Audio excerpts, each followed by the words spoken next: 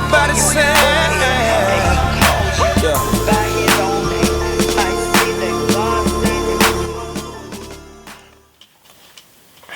Good morning, Serenity Christian Church. This is Pastor Gary, Youth Pastor Gary, and this is our first video. So, first of all, I hope everybody's doing great around this time. I miss all of you guys. I wish you were here. I wish I can hug you and mess with you and stuff like that, but I know we can't because we're in quarantine. So, I create this video for you guys, and hopefully this will help you out.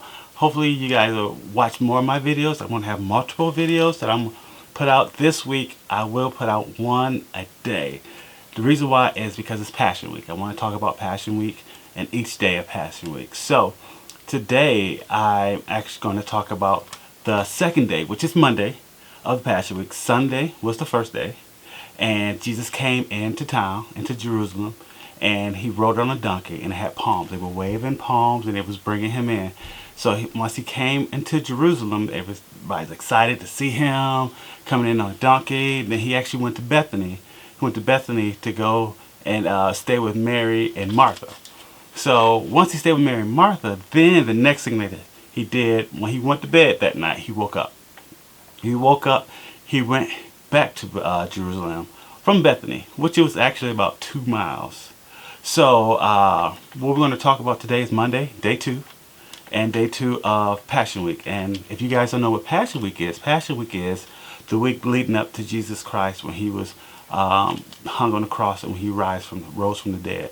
So that's what we're talking about. We've talked about this before, and I hope this video will be probably about 5 to 10 minutes. So I'm not going to hold you. I'm not going to talk too long, but it's going to be about 5 or 10 minutes, just about Monday, the first day. So since we already have the background, what we're going to talk about now is Monday, which is the second day. And I might look down a few times because I have some notes right here, but you can't see it, but I can see it, just to make sure I stay on track. All right. So on Monday, the topic of this one is, as you probably saw it already, boss moves. Boss moves can mean a whole lot of things. Boss moves can mean just somebody who actually make a decision to affect what needs to be done. When you think about your boss, and you think about a supervisor or somebody who is like that, or your teacher, they're the one who controls the classroom. They make sure everybody knows what to do, when to do it, and how to do it. So Jesus made some boss moves on day 2, on Monday, day 2. And it kind of goes back and started when he woke up from Martha and Mary's house, who actually was sisters of Lazarus, the gentleman who Jesus rose from the dead. So it all makes sense. So he's at Lazarus' house, and then he woke up that next morning. So he was on his way back to Jerusalem because Lazarus and Mary and Martha lived in Bethany. So it's actually about a 2-mile walk. So 2-mile walk over back to Jerusalem. And so when Jesus was walking back to Jerusalem, he got a little hungry, just like when we all are just walking out or we're doing things, we're exercising, we might want something to eat. So Jesus stopped at a fig tree. So apparently you could just stop by a tree and just get something to eat if you're hungry. So Jesus and them, they stopped by the fig tree, and they noticed that the fig tree wasn't putting out any fruit. And so I think he might have been angry. But Jesus was like, why is this fig tree not producing its fruit? So what he did, he cursed the fig tree. So that was the first boss move. Jesus, he made a boss move right there. It's like, okay, if you're not producing, what's your purpose? What's your purpose for being here? What's your purpose for just having a facade here, and that you're not even fulfilling the purpose that my God has created for the fig tree to provide for me? So it was so deep. So what Jesus did, he actually cursed the fig tree. And that was a boss move number 1, like cursing the fig tree. Like, look, you're not going to grow any more fruit anymore because you're not producing what you were supposed to produce. And I want you guys to think about in life, like, what are you really producing? You should really think about what you're producing, because you don't want to be pushed to the side or your spot or something been taken from you because you're not producing the things that you wanted to produce. So the first boss move was when Jesus actually when he cursed the fig tree. So it seemed like he was on the road that day. He was on the road. So he was walking. He had some few disciples with him going to meet the other disciples in the temple. So as he got to the temple, he noticed something different, something weird in the temple. When you think about the temple of God, you think about that somewhere where it's sacred. It's something that somebody go to get to connect with God, to connect with the spirit realm, to actually connect. So that's where Jesus was going. He was going to pray in Jerusalem. So he walked up in the temple and he looked around. He said, "What's going on here? What's happening? Like you're trading, you're selling doves, you're trading, you're gambling, you're doing all this other stuff in the temple." So what did Jesus do?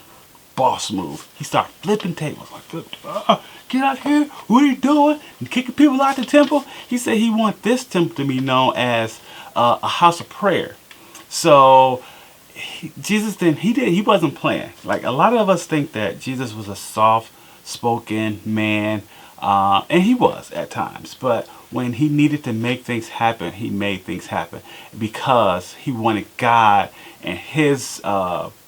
He wanted God's his light. He wanted God's passion. He wants God's his will to go for it. That's a good word. Sorry, but he wanted God's passion. He wants God's will to actually go for it. And if there are people in the way that was preventing God's will to go forth, Jesus didn't have a problem with kicking people out. He didn't care about what they thought. He didn't care about how they felt. He knew what his job was. And he was coming to actually pray into the temple. And this is Monday. I feel like it's day one starting because he just came in to Jerusalem, which is was a big thing.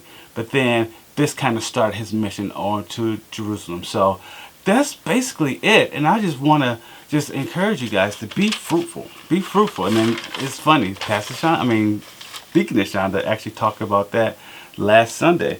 And I have a challenge for you guys. I told you the video is going to be short, so I'm not talking for that long. Yeah, I know Pastor Gary can talk, but I want you guys to be able to get this and then have something for the day. So, the challenge for today is to make some boss moves in your life. What is something that is blocking you from doing what you're supposed to be doing? It might be playing Fortnite all the time. It might be playing video games. It might be watching too much TV.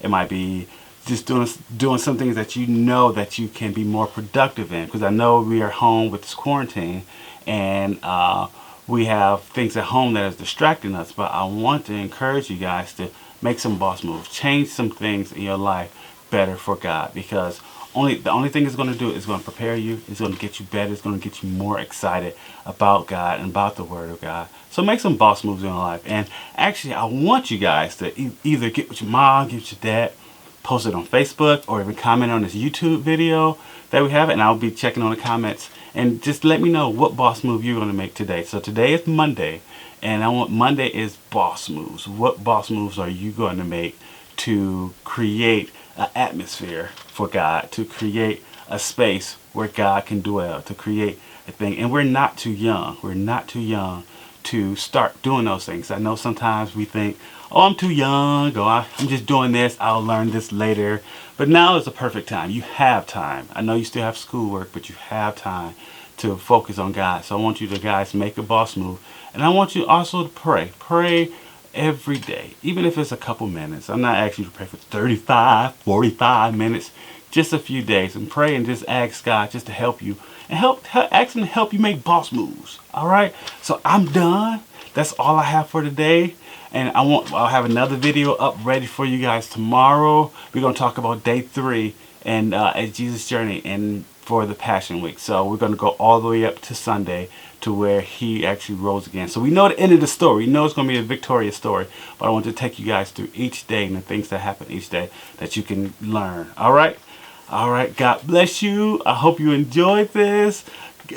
Air hugs, digital hugs, and stuff like that. I miss you guys for real. And feel free to send me any messages, have your parents talk, and just let me know that you're doing okay. Because I do care about all you guys and I miss you. All right. God bless you. Good night, good morning, good afternoon. Have a good lunch or a good dinner. All right. Bye-bye. Yes, sir. Gabby, get 'em. Why we do it? Why we do it? I do it for the turn up. Got that ammo locked and loaded.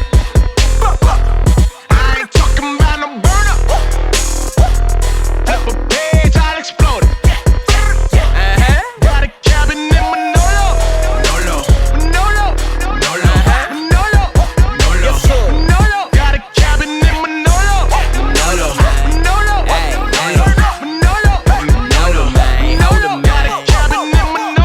Tryna tell them boys I never leave the crib alone. Cause I keep one in my car and I got two at home. They different kinds, but they do the same thing. Double edged, double barrel. Yes, sir. I'm out here facing dragons, I ain't out my mind. They coming from a soul, so it's back that time. Them lies they trying to kill me if you don't believe me. I don't care, I can't take it easy. I'm flipping a page, I'm trigger happy, you're clipping the gauge. Clicking and hitting the stage, hit you with truth, he's in every phrase.